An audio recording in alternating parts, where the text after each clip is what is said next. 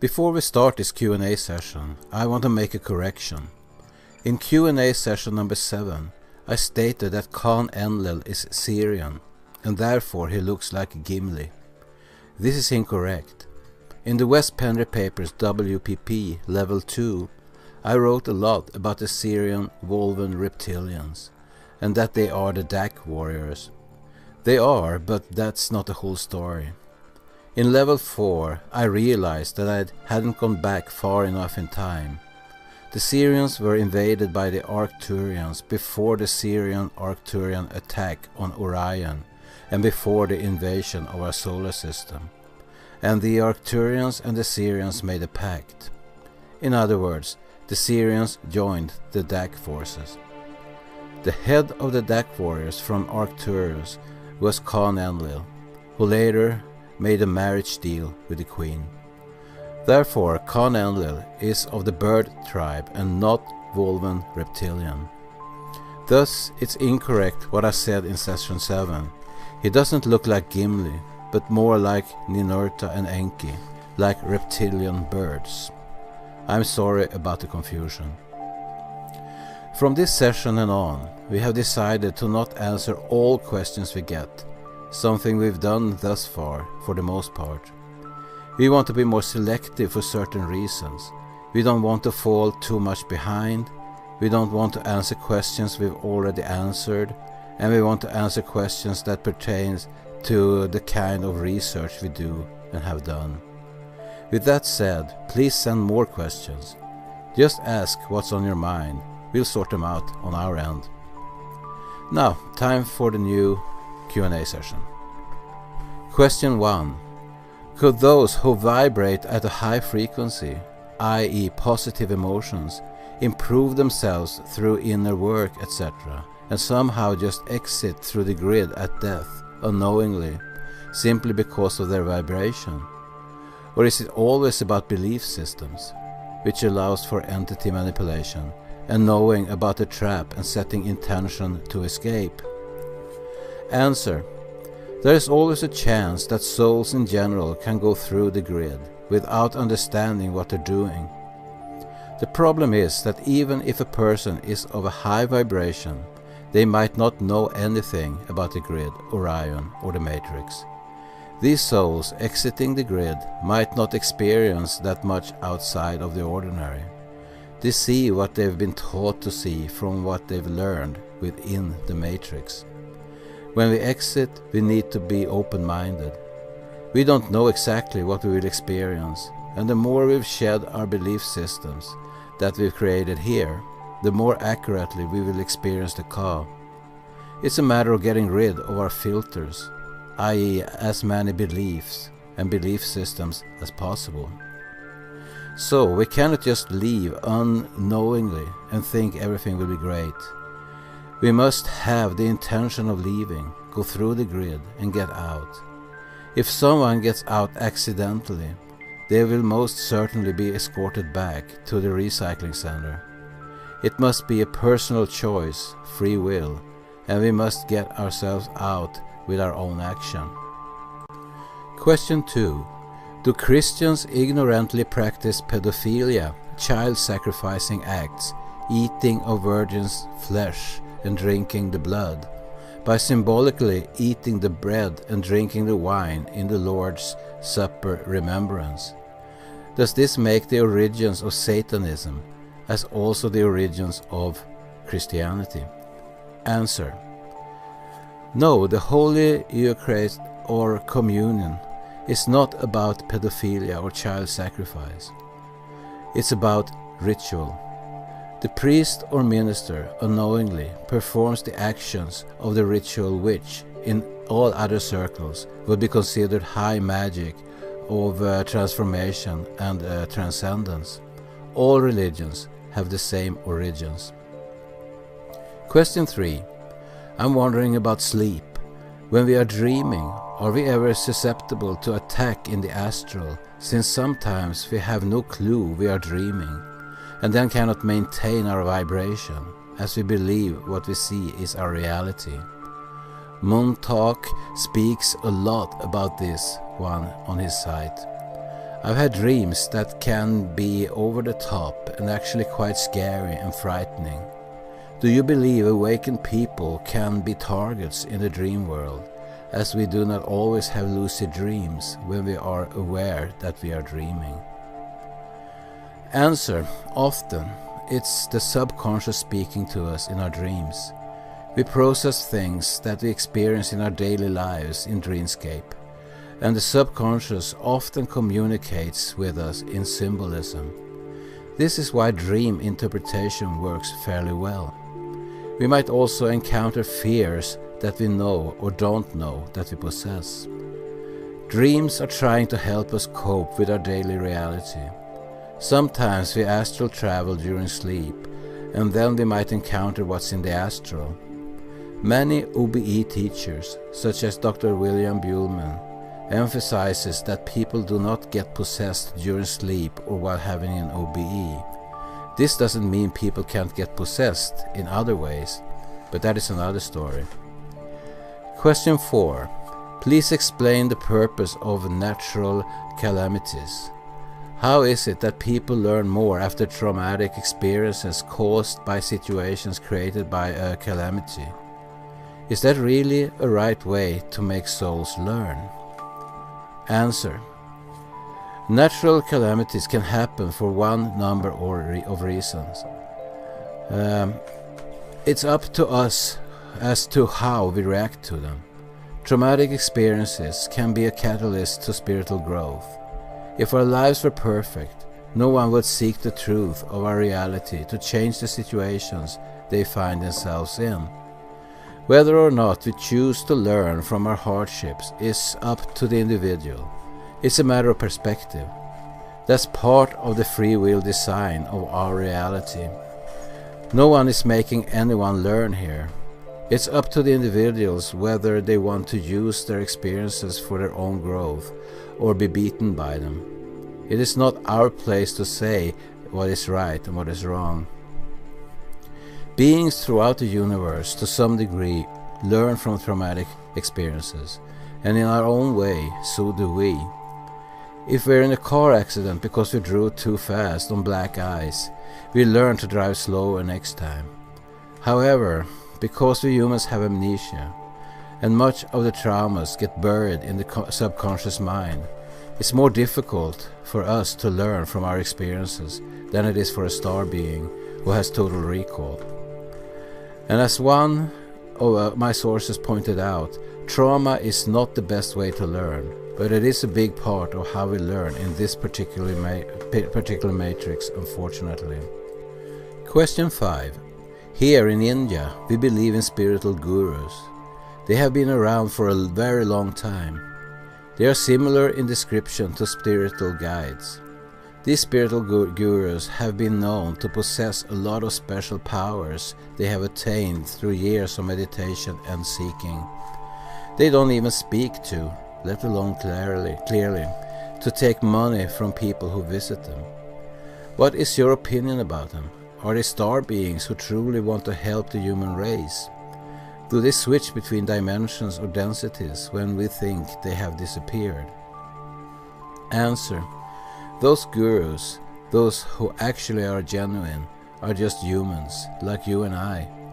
Gurus who make people come into greater insights about their lives and about cosmos in general are just teaching what they themselves have learned and practiced because they've been on a spiritual path, probably for several lifetimes.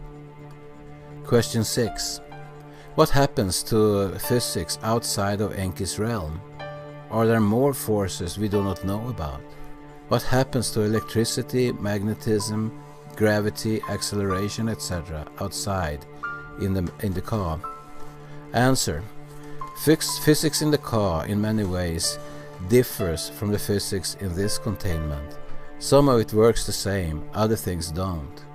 This is something we get to learn once we're there. We don't know exactly how it works outside the matrix.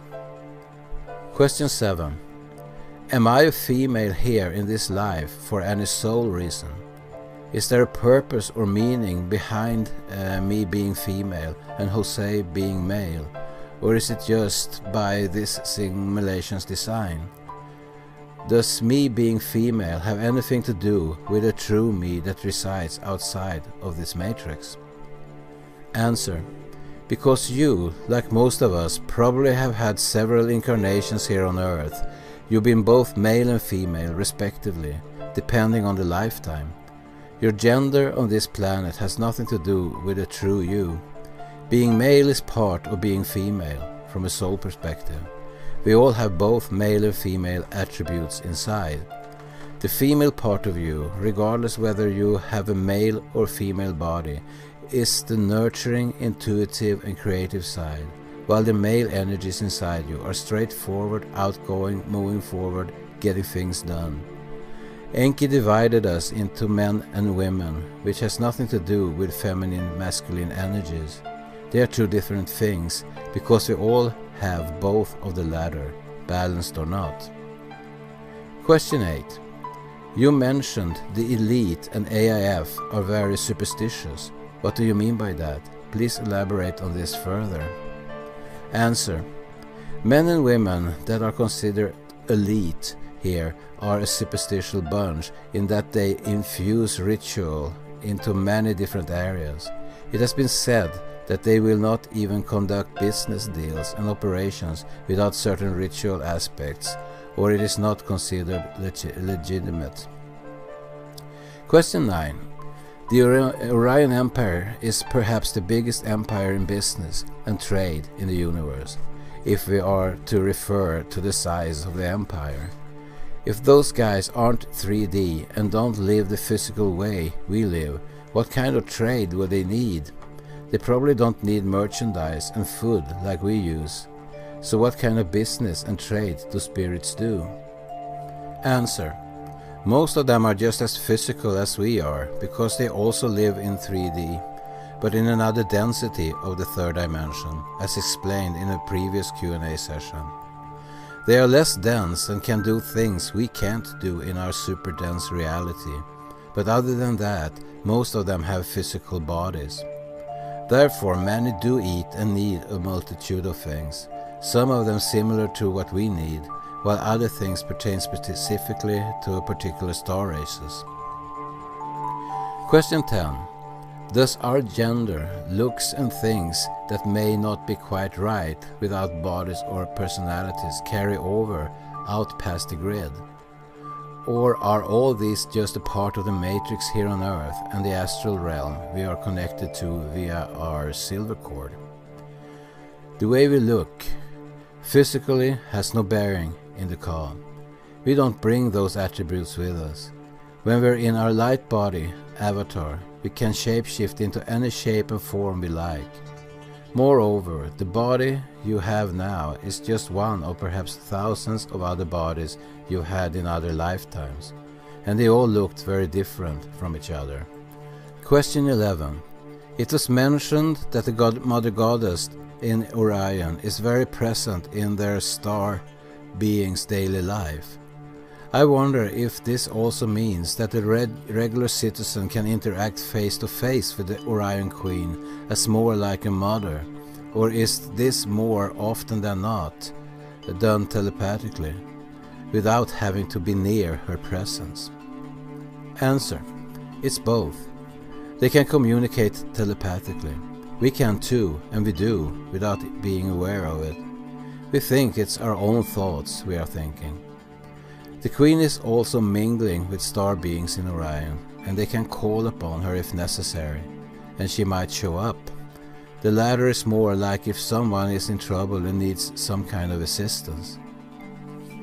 Question 12. If I am meditating and I feel the need to ask for divine intervention, and I direct my request to the Prime Creatrix or some such, am I actually getting through, or is my request and intention getting captured in the grid and hijacked? What title, name or term should I use? Answer: there is a great chance you will get through if you are focused enough.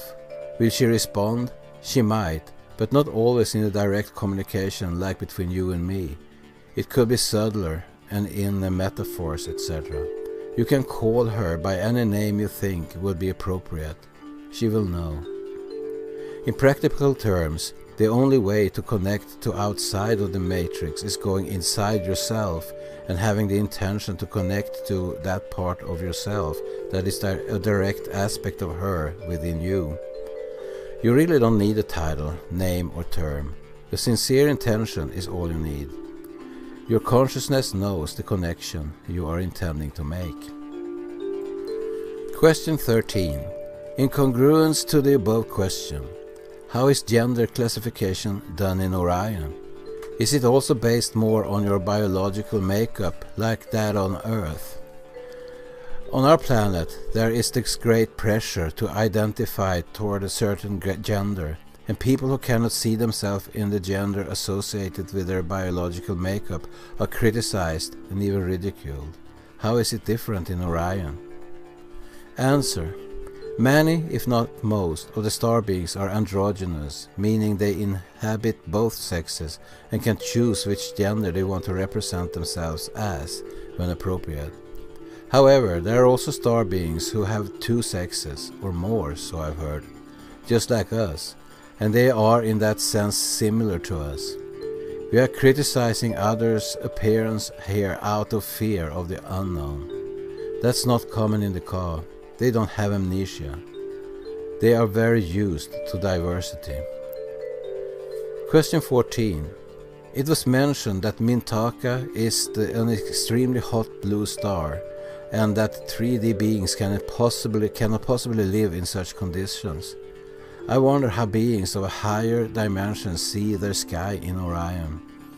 What is their sky like? Their seasons, climate, weather, etc. Answer. Stars are multi-dimensional. We experience the sun as being very hot in our density, but in other densities it is habitable. The same goes with planets. If you visit a planet or star sun in the Ka in one density, it might be barren or hot. In another density, it is teeming with life. If you go to another planet somewhere, the color of the sky will mostly depend on the color of the sun, but also on if it's a multi-star system, and if it has moons, etc. How the sky will look like for a being who lives in a star, I couldn't tell. Also, some Ka beings live inside planets as well, or on or in other celestial bodies.